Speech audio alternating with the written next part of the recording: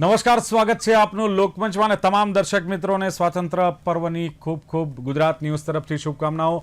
લોકમંચના કાર્યક્રમ દ્વારા અને અમારી સાથે જોડાતા જે અમારા ગેસ્ટ છે, પેનલ હોય છે, એમના તરફથી પણ ખૂબ ખૂબ શુભકામનાઓ. આમ તો દેશમાં 79માં સ્વાતંત્ર્ય દિવસની ધામધૂમપૂર્વક ઉજવણી જોવા મળીને ખાસ તો જે પ્રધાનમંત્રી મોદીએ લાલ કિલ્લા પરથી 12મી વખત તિરંગો ફરકાવ્યો અને પ્રધાનમંત્રી મોદીએ 12મી વખત જે દિલ્હીની લાલ કિલ્લાની પ્રાચીર છે ત્યાંથી ભાષણ પણ આપ્યું અને ઘણી બધી વાતો એમણે કરી છે. 2024માં 90 મિનિટનું એમનું ભાષણ હતું. 2025ની વાત કરીએ 103 મિનિટનું અત્યાર સુધીનું સૌથી લાંબુ ભાષણ. ઘણી બધી વાતો, ભારતનું ભવિષ્ય, ભારતની આર્થિક પ્રગતિ, ડિફેન્સ ક્ષેત્રે ભારત ક્યાં છે, આ બધી જ વાતો કરી અને આતંકવાદીઓનો ખાત્મો બોલાવી દીધો, આતંકવાદીઓની ઇમારતને ખંડેર કરી દીધી, એ વાત પણ એમણે સાથે જ કરી છે. અને એમણે હુંકાર કર્યો છે કે ન્યુક્લિયર બ્લેકમેલ અમે સહન નહીં કરીએ. આ સિવાય ઘણી બધી જે વાતો કરી છે એમાં લોહીને પાણી એકસાથે નહીં વહેવા દઈએ, આ વાત પણ એમણે ફરી એકવાર પુનરોચ્ચાર કર્યો છે. અને વોકલ ફોર લોકલ દરેક નાગરિકોનું એક જીવન મંત્ર હોવું જોઈએ એવું પણ પ્રધાનમંત્રીનું એક આહવાન લાલ કિલ્લા પરથી છે. સ્ટાર્ટઅપ્સની વાત કરી એમણે કે લાખો સ્ટાર્ટઅપ્સ એવા છે કે જેમાં નવીનતાની શક્તિ એક મળી રહી છે. અને ખાસ જીએસટીને લઈને એક વાત કરી છે કે જીએસટી જે રિફોર્મ લઈને અમે આવી રહ્યા છીએ અને જીએસટીની વાત કરતાં એમણે કહ્યું છે કે એની સમીક્ષા કરવામાં આવશે. દિવાળી પર જીએસટીમાં સુધારો આવશે એટલે વેપારીઓ માટે એક સારી બાબત છે અને કર ઓછો થશે એવી અપેક્ષા જ્યારે લોકોને છે. ત્યારે આ સિવાય યુવાનોને એક મોટી ભેટ આપી છે. દેશના યુવાનો માટે 1 લાખ કરોડ રૂપિયાની યોજના શરૂ કરી છે. યુવાનોને જે નોકરીનો પ્રશ્ન છે, રોજગારીનો પ્રશ્ન છે, આનાથી હલ થશે. અને જે લખપતિ દીદીઓની વાત કરી છે કે અત્યાર સુધી દેશમાં 2 કરોડ લખપતિઓ દીદી બની છે. બીજું કે આ ભાષણમાં એમણે આરએસએસનો ઉલ્લેખ કર્યો છે, એ વાત નોંધવા લાયક છે કે આરએસએસ એ વિશ્વની સૌથી મોટી એનજીઓ છે, એ પણ તેમણે કહ્યું. અને સાથે જ પીએમએ કહ્યું કે આરએસએસ પાસે 100 વર્ષની ભવ્ય સેવાનો વારસો છે અને સંઘની આ 100 વર્ષની સેવા પર આખો દેશ ગર્વ અનુભવે છે. અને સાથે જ આરએસએસના રાષ્ટ્ર નિર્માણ માટેના જે કાર્યો છે તેનો પણ તેમણે ઉલ્લેખ કર્યો. એટલે આ સમગ્ર પીએમનું 12મું ભાષણ, ઐતિહાસિક સંબોધન વિશે લોકમંચ કાર્યક્રમમાં ચર્ચા કરવી છે અને ચર્ચા કરવા માટે મારી સાથે જોડાયા છે ભારતીય જનતા પાર્ટીના સહપ્રવક્તા એવા અશ્વિન બેંકર મારી સાથે છે. અશ્વિનજી, સ્વાગત છે લોકમંચમાં. નમસ્તે. યસ. સાથે જ હિન્દુસ્તાન સમાચારના એડિટર એવા જીતેન્દ્ર તિવારી મારી સાથે જોડાયા છે. તિવારી સાહેબ, આપકા ભી સ્વાગત है. અને કોંગ્રેસના પ્રવક્તા ડોક્ટર નિકુલ પટેલ. નિકુલજી, આપનું પણ લોકમંચમાં સ્વાગત. નમસ્કાર. યસ. શરૂઆત અશ્વિનભાઈ આપનાથી એટલા માટે કરીશું કારણ કે પ્રધાનમંત્રીએ જે આ 12મું ભાષણ આપ્યું છે, ઐતિહાસિક સંબોધન આપણે એને કહીશું કારણ કે 103 મિનિટનું આ ભાષણ છે અને એમાં ખાસ વિકસિત ભારતને રાષ્ટ્ર વિકસિત બનાવવાનો એક રોડમેપ આ ભાષણમાં દેખાયો છે. ખાસ કઈ બાબત એવી કહી શકાય કે જે આ ભાષણનું હાર્દ કહી શકાય? અશ્વિનજી. ભારત જ્યારે આઝાદીમાં સંકલ્પ કરતો હતું અને એના માટે ખૂબ યાતનાઓ ભોગવીને મહા મહેનતે આઝાદી મેળવી, એ સંકલ્પોને સિદ્ધ કરતું ભારત આજે પ્રગતિમય ભારત છે એનું આ સમગ્ર પ્રવચન દરમિયાન તેમણે વર્ણન કર્યું છે અને સાચી વાતો દેશ સમક્ષ મૂકી છે. આપના માધ્યમથી આ આઝાદીના પર્વમાં સૌ તમારા દર્શકોને તમને જય હિન્દ કરીને હું કહીશ કે હિન્દુસ્તાનની પ્રગતિ એ એનો રોડમેપ આદરણીય નરેન્દ્રભાઈ મોદી સાહેબે સ્પષ્ટ રીતે દેશની સમક્ષ મૂક્યો છે. જે થયું છે તે પણ કહ્યું છે. સંવિધાનની અંદર જે પણ લોકોએ ડોક્ટર બાબા સાહેબ આંબેડકર, રાજેન્દ્ર પ્રસાદજી, નહેરુજી, સરદાર વલ્લભભાઈ પટેલ અનેક બાનુએ પણ જે એક રોડમેપ તૈયાર કર્યો અને એને અત્યારે મૂર્તિમંત કરવા માટે દેશ એની હાઈટ ઉપર કામ કરી રહ્યો છે. મહત્વના મુદ્દાની વાત કરીએ તો તેમણે કહ્યું કે આ દેશની પ્રગતિ 2047 સુધી વિકસિત દેશ થઈને રહેવાનો છે, એનો રોડમેપ તૈયાર કરી દીધેલો છે. એમાં આર્થિક પ્રગતિ 3જા નંબરે પહોંચવા માટેની જે વાત છે અને સુરક્ષા, એના તમામ કાર્યો આપણે સૌએ પ્રવચનમાં સાંભળ્યા છે. તેમણે ખાસ કરીને જીએસટી બાબતે જે વાત કરી કે જીએસટી નું રિફોર્મ્સ જે છે એ ઘણા લાંબા સમયથી આપણે કરતા હતા અને એક જ જીએસટી સમગ્ર દેશની અંદર લાગુ થાય એ રિફોર્મ કરતા કરતા હવે ધ્યાનમાં આવ્યું છે કે જીવન જરૂરિયાતની માનવીઓને જીવન જરૂરિયાતની ચીજો પર ટેક્સ ન્યૂનતમ હોવો જોઈએ અને એ આર્થિક ઉન્નતિ માટેનું કારણ બનશે. અને એટલા માટે એમણે જાહેરાત કરી દિવાળીના દિવસોથી ભારતની જનતાને જીવન જરૂરિયાતની ચીજોમાં ટેક્સ જીએસટી ન્યૂનતમ થઈ જશે. એવી ઘણી બધી રોજગારલક્ષી 3.5 લાખ કરોડ યુવાનોને પ્રાઇવેટ સેક્ટરમાં નોકરીઓમાં પ્રોત્સાહન થાય એના માટે 15,000 રૂપિયાની જે જાહેરાત કરી અને જે યુનિટ એમને કામ આપશે તેમને પણ એક નાણાકીય લાભ આપવામાં આવશે એમ કરીને પ્રાઇવેટ સેક્ટરને પણ બૂસ્ટ કરવા માટે વાત કરી. સેમિકન્ડક્ટરની વાત કરી કે સેમિકન્ડક્ટરની ફાઇલ 50 વર્ષ પહેલા ભારતના વિભાગોમાં તૈયાર થઈ ગઈ હતી, પરંતુ અત્યારે એ વસ્તુને આપણે મૂર્તિબંધ કરીએ છીએ અને 10 જેટલા પ્રોજેક્ટ આ વર્ષના અંત સુધીમાં 4 પ્રોજેક્ટ કાર્યાન્વિત થઈ જશે અને 10 જેટલા પ્રોજેક્ટ સેમિકન્ડક્ટરના ચાલુ કરીશું. અશ્વિનજી, બહુ સરસ વાત કરી છે આપે. કહ્યું તે પ્રમાણે કે અર્થતંત્રની વાત કરી, યુવાનોને રોજગારી આપવાની વાત કરી, જીએસટીમાં પણ વેપારીઓને સરળતા રહેશે, એ દિવાળીમાં એની જાહેરાત થશે વાત કરી. હવે આર્થિક વિકાસની અર્થતંત્રની વાત થતી હોય સાહેબ, એમાં ટેરિફનો મુદ્દો જે આવે છે એનો પડકાર કઈ રીતે આપણે ઝીલીશું એનો કોઈ ઉલ્લેખ કદાચ આ ભાષણમાં જોવા નથી મળ્યો. શું લાગતું નથી એનો ઉલ્લેખ ખૂબ સુપેરે કર્યો દિલીપભાઈ? હા, એમણે આત્મનિર્ભરતા ઉપર વાત કરી છે. હા, કે ભાઈ આપણે જો આત્મનિર્ભર રહીશું ને તો કોઈ પણ કન્ટ્રી આપણને આ રીતે ટેરિફના મુદ્દા પર હોય, જે ઇનડાયરેક્ટલી આપણે વાત કરી છે, કે આપણને દબાવી નહીં શકે. આપણી આઝાદી સ્વતંત્ર સંપૂર્ણ કરવી છે અને આત્મનિર્ભરતાનો નારો માન્ય નરેન્દ્રભાઈ મોદી સાહેબે જ્યારથી આવ્યા ત્યારથી આપ્યો છે. એનું રિઝલ્ટ અત્યારે દેખાય છે કે આપણે કેટલું આત્મનિર્ભરની જરૂરિયાત છે.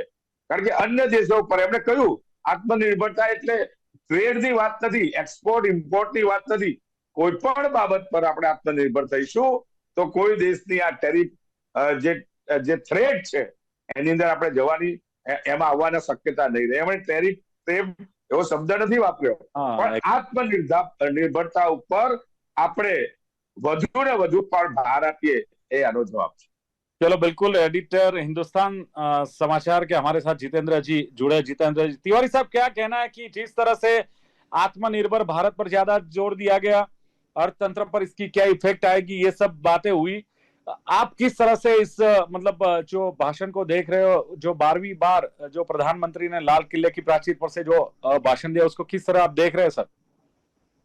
देखिए, सबसे बड़ी बात है कि उनका भाषण में बहुत सारी बातें आई, आप उन सब पे चर्चा कर रहे हैं, लेकिन मैंने जो एक चीज देखी आज भी कि वे 75 साल के होने जा रहे हैं अभी अगले महीने, और उनकी जो बॉडी लैंग्वेज थी, जो उनका बोलने का तरीका था और जो उनके अंदर एक जोश था, वो देखने लायक था कि एक 75 साल के प्रधानमंत्री वो जब युवाओं को संबोधित करते हैं, बार बार युवाओं से कनेक्ट कर रहे हैं, एंटरप्रेन्योर्स को कनेक्ट कर रहे हैं, वो बार बार लोगों से अपील कर रहे हैं कि आइए, मैं देश को आगे ले जाने का जो मैंने सपना देखा है उसमें कंधे से कंधा मिला के मेरे साथ चलिए, और अगर आपको स्टार्टअप्स में कहीं भी कोई भी दिक्कत आती है तो मुझको लिखिए, उस सारी बाधाओं को मैं दूर करूंगा. ये एक बहुत बड़ा मैसेज है, बहुत बड़ा मैसेज कि देश के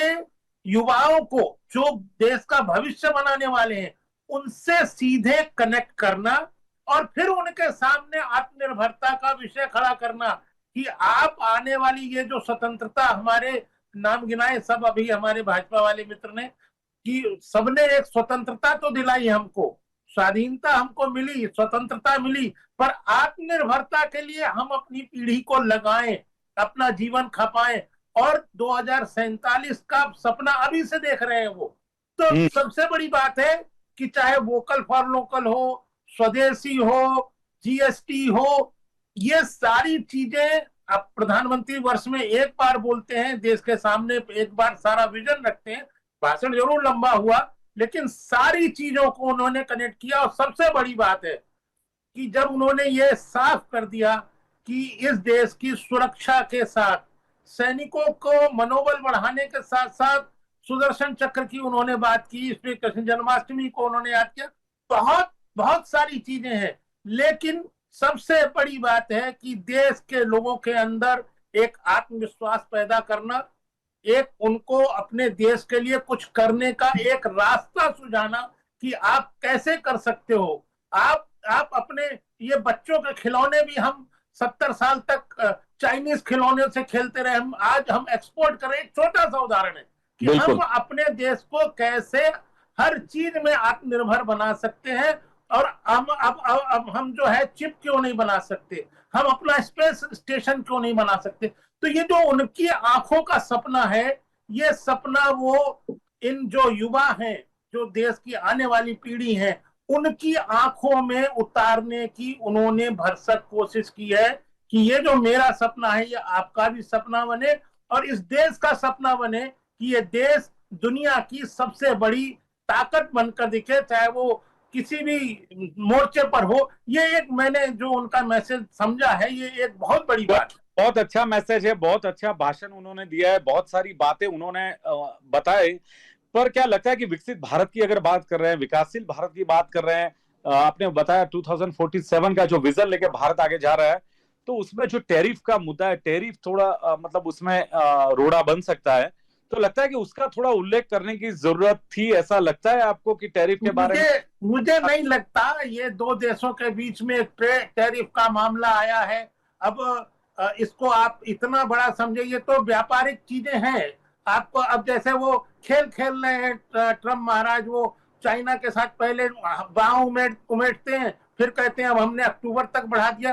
तो ये टैरिफ के मामले में ये बिजनेस की डील्स होती हैं कि हम कितना दबाव बनाएंगे और कैसे ये भारत जो है रूस के साथ जो है रूस का तेल खरीदना बंद कर देगा।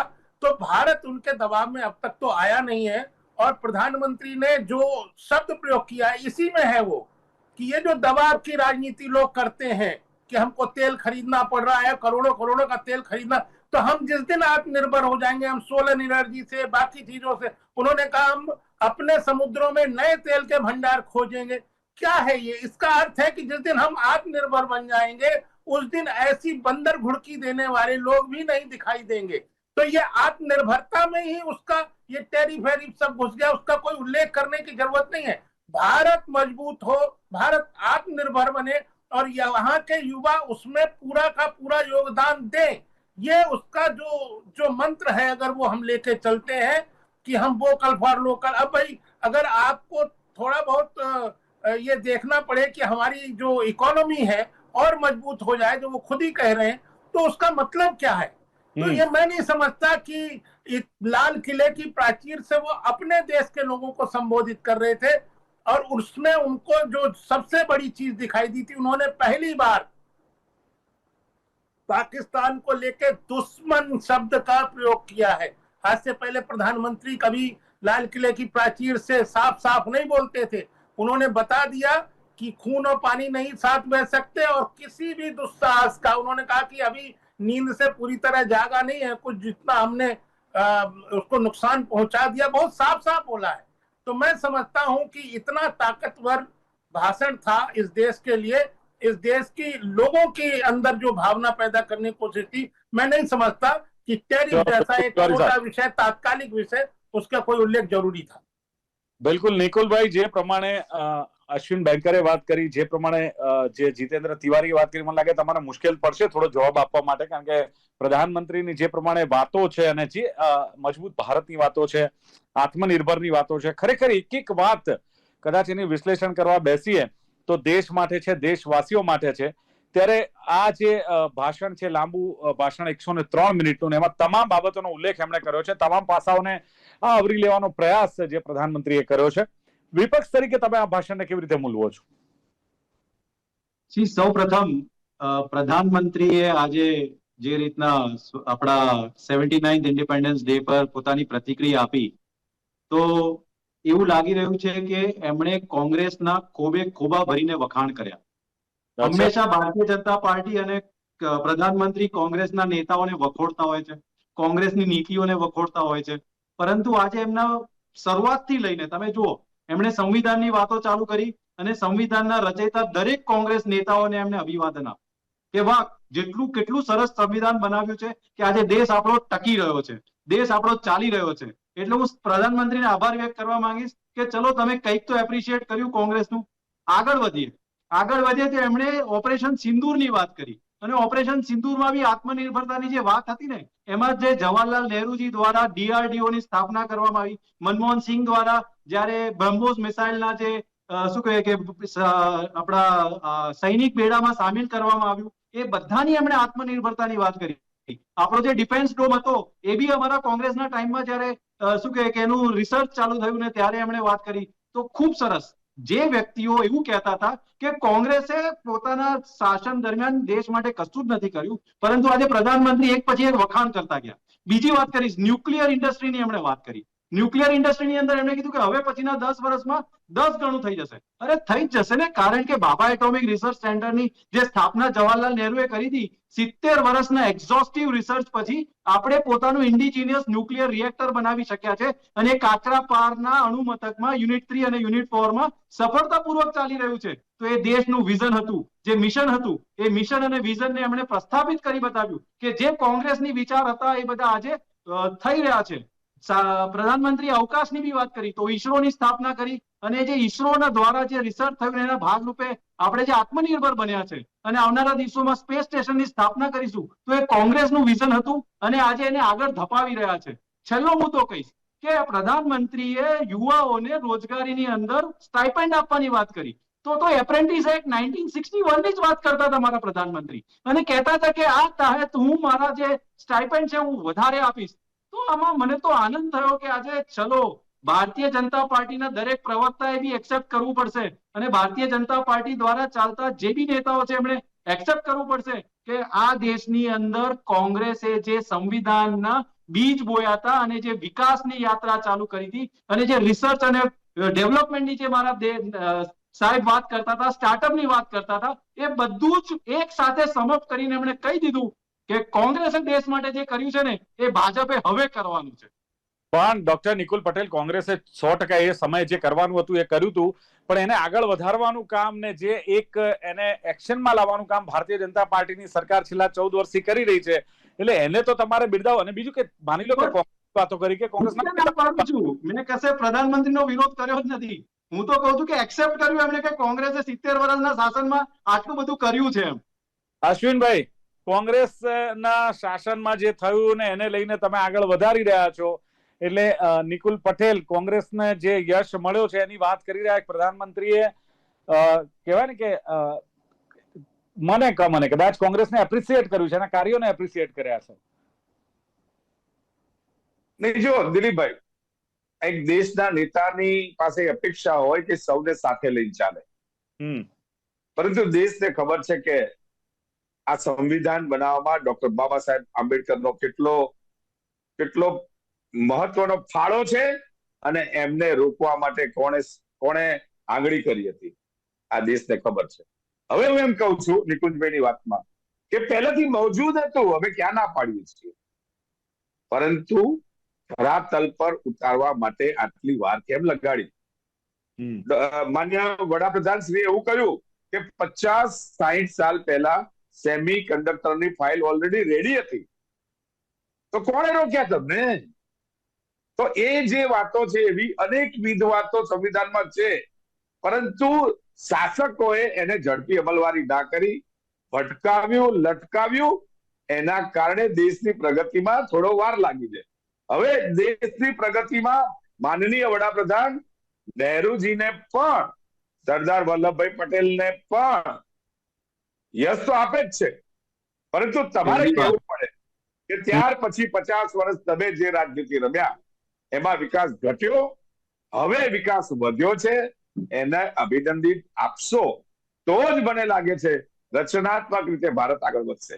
કારણ કે ભારતને આગળ લઈ જવા માટે સૌનો સહયોગ જોઈએ છે, સૌનો સાથ અને સૌનો વિકાસ. એટલા માટે નરેન્દ્રભાઈ મોદી સાહેબ, ભારતના યશસ્વી પ્રધાનમંત્રીએ કોંગ્રેસને પણ, नेहरू પણ સાથે લેવાનો પ્રયાસ કર્યો. बिल्कुल तिवारी साहब, प्रधानमंत्री 75 साल के होने जा रहे हैं और एक सवाल उठ रहा है कि 75 साल बाद प्रधानमंत्री क्या अपना पद छोड़ देंगे, वो रिटायर होंगे कि क्या है? ये बातें जब हो रही है आरएसएस का मान लो कि कोई प्रभाव या दबान भी चल रहा है, अंदर अंदर जो बातें हो रही है, और इस बार आरएसएस का उल्लेख उन्होंने अपने भाषण में किया।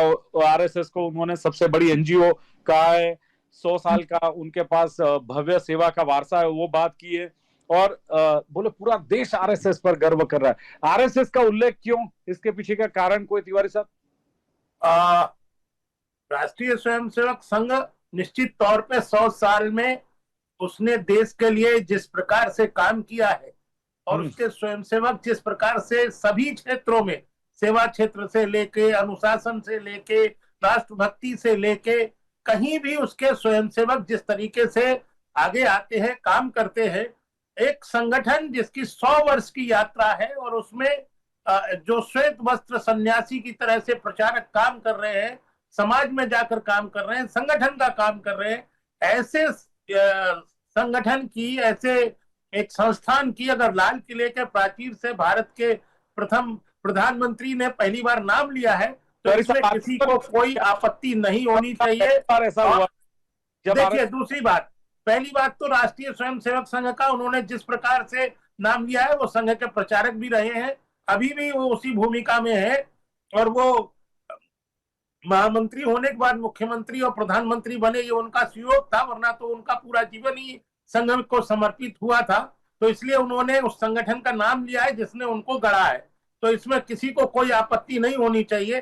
दूसरी बात, जो आपने 75 साल वाली बात की थी, ऐसा कोई लिखित या मौखिक कोई संविधान नहीं है। प्रधानमंत्री कब तक इस पद पर रहते हैं ये उनकी इच्छा पर निर्भर करेगा। जी, भारतीय जनता पार्टी का ये सिरस्ता है, 70 साल के बाद, 75 साल के बाद रिटायर करते हैं पार्टी से। नहीं, ऐसा कोई संविधान में लिखित उल्लेख नहीं है। संविधान की बात नहीं कर रहा हूँ, भाजपा के संविधान की बात कर रहा हूँ मैं। तो वो भाजपा के संविधान में नहीं है, ऐसा कहीं भी नहीं है। अच्छा जी, बिल्कुल नहीं है। लिखित रूप से ये कोशिश की गई थी युवाओं को आगे लाने के लिए, लेकिन यदि प्रधानमंत्री इस योग्य है और प्रधानमंत्री मैंने आपको बताया कि जितने जोशीला उन्होंने भाषण दिया 75 साल की आयु में भी वो। નિકુલ ભાઈ, આનો જવાબ આપશે નિકુલ ભાઈ। એક આરએસએસ નો ઉલ્લેખ કરવો અને એની પાછળનું કારણ તમને શું લાગે છે? એક વિપક્ષ તરીકે શું વિચારો છો તમે? અત્યાર સુધી આરએસએસ નો ઉલ્લેખ નહીં, આજે ભરપૂર વખાણ આરએસએસ ના રાષ્ટ્રીય સ્વયંસેવક સંઘના કરવામાં આવ્યા। સૌપ્રથમ તમે જો કે છેલ્લા ઘણા સમયથી, એટલે તમે જો મોહન ભાગવતજી સતત એક પ્રતિક્રિયાઓ આપી રહ્યા છે, એમની પ્રતિક્રિયા પ્રમાણે દેશની અંદર શિક્ષણ વ્યવસ્થા, હેલ્થ વ્યવસ્થા એ યોગ્ય નથી અને જે સામાન્ય જનતાના પહોંચની બહાર છે। બીજો મુદ્દો મોહન ભાગવતજીએ ઉઠાવ્યો 75 વર્ષનો, ખૂબ સરસ વાત કરી તમે। એમાં કોઈ કોંગ્રેસના કોઈએ કશું કીધું નથી કે ભાઈ પ્રધાનમંત્રી આવું જ કરવું જોઈએ, પરંતુ મોહન ભાગવત પોતે એવું કહી રહ્યા હતા કે 75 વર્ષ થાય એટલે લોકોએ રાજીનામું કે સ્વીકારી લેવું જોઈએ કે હવે આપણું બસ થઈ ગયું। તો મને એવું લાગે છે કે પ્રધાનમંત્રીને એક પ્રેશર આવ્યું હશે કદાચ કે ભાઈ મારે જો હવે આરએસએસ ને હું કઈ નહીં કરું ને તો મારે 75 વર્ષે રિટાયર કરી દેશે મને। તો મને એવું લાગી રહ્યું છે કે કોંગ્રેસને એવું કદાચ લાગી રહ્યું છે કે ભાઈ એક પ્રેશર હશે। બાકી તો મીડિયા છે, આજુબાજુ વિશ્લેષકો છે, એ બધા જ એનો શું કહેવાય નિચોડ કાઢશે કે એમણે આરએસએસ નું 12 વર્ષમાં પહેલી વાર નામ લેવાની કેવી જરૂર પડી ગઈ, કેવી મજબૂરી હતી એક પ્રધાનમंत्री તરીકે, આવનારા દિવસોમાં ખબર પડશે। संघ के 100 साल हो रहे हैं, संघ के 100 साल पर अगर उसको संगठन का लाल किले से नाम लिया तो ये तो एक अच्छी बात है। राष्ट्रीय स्वयंसेवक संघ के योगदान को आप कम नहीं कर सकते। तिवारी जी, हम नहीं बोल रहे हैं कि 75 साल में रिटायर कर लो, मोहन भागवत जी बोल रहे हैं कि 75 साल में सबको अभी आराम लेना चाहिए, हम नहीं बोल रहे हैं। ये देश का स्वास्थ्य व्यवस्था, शिक्षा व्यवस्था सामान्य लोगों के पर के बाहर है, वो मोहन भागवत जी बोल रहे हैं, हम नहीं बोल रहे। આજે અશ્વિન જી આજે રાષ્ટ્રીય સ્વયંસેવક સંઘનો ઉલ્લેખ કરવાનું કારણ એકમાત્ર છે કે કોંગ્રેસ એકમાત્ર રાષ્ટ્રીય સ્વયંસેવક સંઘ જેવી ભારતની એક જબરજસ્ત એનજીઓ જે સેવા માટે હંમેશા આરએસએસ ને ટાર્ગેટ કરે છે અને આરએસએસ ને ટાર્ગેટ કરતી હોય ત્યારે દેશના હિતમાં જે સંસ્થા કામ કરતી હોય એના ગુણગાન ગાવા પડે અને ગુણગાન ગઈ અને આદરણીય નરેન્દ્રભાઈ મોદી સાહેબે કહ્યું છે કે રાષ્ટ્રીય સ્વયંસેવક સંઘ चलो स्वीकार किया है अश्विन भाई, भाषण तिवारी साहब घनी स्वयंसेवक संस्थाओं से भाषण है 25 मिनट में उसको कंक्लूज करना बहुत मुश्किल है, पर बहुत सारी बातें तीनों ने बताई। अश्विनभाઈએ જે પ્રમાણે કહ્યું કે સંકલ્પોને સિદ્ધ કરતું જ્યારે આ ભારત છે અને પ્રગતિમય ભારતની સાચી વાતો પ્રધાનમંત્રીએ રજૂ કરી. આપણે કહ્યું કે આત્મનિર્ભરતાની વાત કરી છે, રોજગારીની, અર્થતંત્રની વાત થઈ છે, જે થયું છે એ વાત કરી છે અશ્વિનજીએ કહ્યું એ.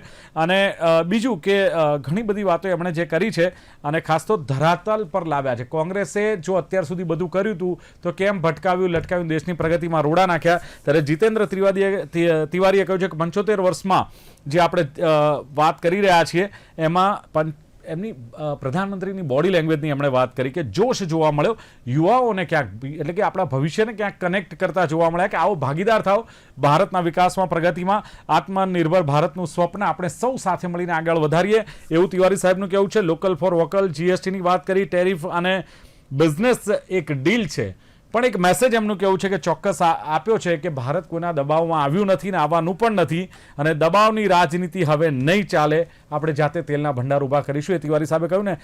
ડૉક્ટર નિકુલ પટેલે કહ્યું કે કોંગ્રેસના જે કોઈ સ્ટ્રક્ચર ઊભા કરેલા હતા એના ઉપર આખી એક હવે જે ભારતનું ભવિષ્ય ઘડાઈ રહ્યું છે ને સંવિધાનની વાતો કરી. જવાહરલાલ નહેરુના ડીઆરડીઓની પણ એમણે ડૉક્ટર નિકુલ પટેલે વાત કરી. મનમોહન સિંહનો ઉલ્લેખ કર્યો કે આ બધી જ પાયાની બાબતો કોંગ્રેસે કરી હતી જેના પર ભારતીય જનતા પાર્ટી આગળ વધી રહી છે. ન્યુક્લિયર ઇન્ડસ્ટ્રીઝ જે 10 ગણું થશે, પણ એમણે કહ્યું કે ભાભા સ્પેસ સેન્ટર એ કોંગ્રેસને આભારી છે. બીજું કોંગ્રેસના વિચારો પ્રસ્થાપિત થઈ રહ્યા છે. આરએસએસની આલોચના વિશે પણ તેમણે વાત કરી કે આરએસએસની આલોચના કોંગ્રેસ કરે છે, પણ મોહન ભાગવતે જ કહ્યું હતું કે 75 વર્ષ થયા બાદ વ્યક્તિએ વિચારવું જોઈએ ક્યાંક રિટાયરમેન્ટનું, એટલે કદાચ પ્રેશર આવ્યું અને આરએસએસનો ઉલ્લેખ કરીને આરએસએસના વખાણ કર્યા હોય એ પણ એવું ડૉક્ટર નિકુલ પટેલનું કહેવું. ચર્ચાનું સમાપન કરીએ છીએ. અશ્વિન બેંકર, જીતેન્દ્ર ત્રિવાદી, ડૉક્ટર નિકુલ પટેલ ત્રણે જોડા ખૂબ ખૂબ આભાર. Thank you very much. દર્શક મિત્રો, લોકમંચ કાર્યક્રમમાં આ હતા પ્રધાનમંત્રીના 12મા ભાષણના ઐતિહાસિક સંબોધનના લેખાજોખા. ફરી મળીશું. જોતા રહો ગુજરાત ન્યૂઝ. નમસ્કાર.